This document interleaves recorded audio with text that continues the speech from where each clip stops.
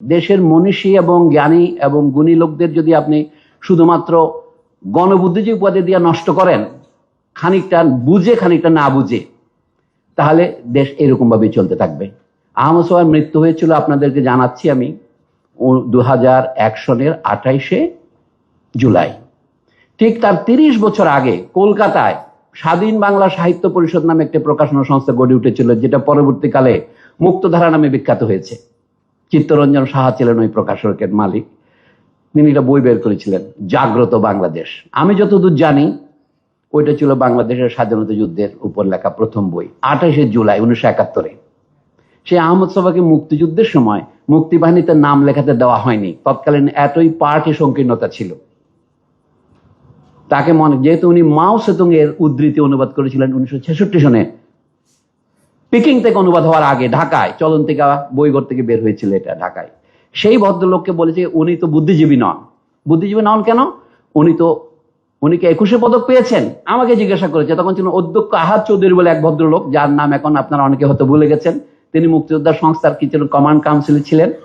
যে উনি তো মুক্তিযোদ্ধা নন, তদুপরি উনি যে বুদ্ধিজীবী প্রমাণ কি? 21শে পদক পেয়েছেন, বাংলা একাডেমি পুরস্কার পেয়েছেন, স্বাধীনতা পদক পেয়েছেন।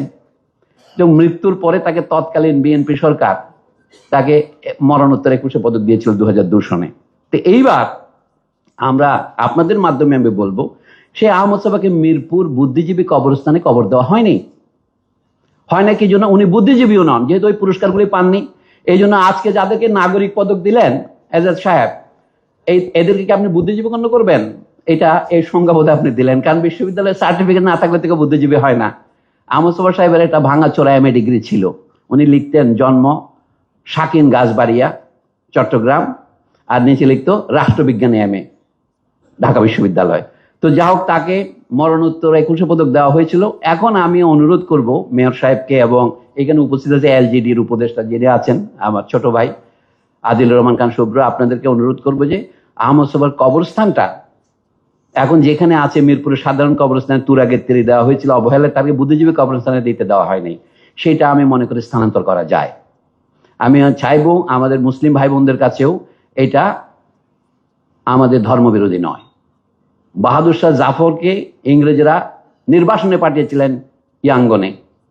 1862 সনে তিনি মারা যান সেখানে, 85 বছর বয়সে। তাকে ওখানে কবর দেওয়া হয়েছিল। উনি একটা পীরের স্থান দখল করেছিলেন। এই 1980-র দশকের শেষের দিকে রাজীব গান্ধীর আমলে তার কবর রেঙ্গুন থেকে এনে দিল্লিতে আনা হয়েছে।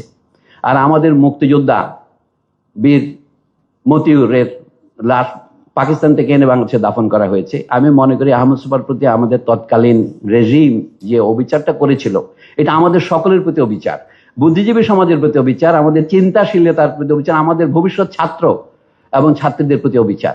সেটার বোধহয় অবসান করার একটা সময় এসছে। আশা করি এই বিষয়ে আপনাদের দৃষ্টি আকর্ষণ করতে পেরেছি।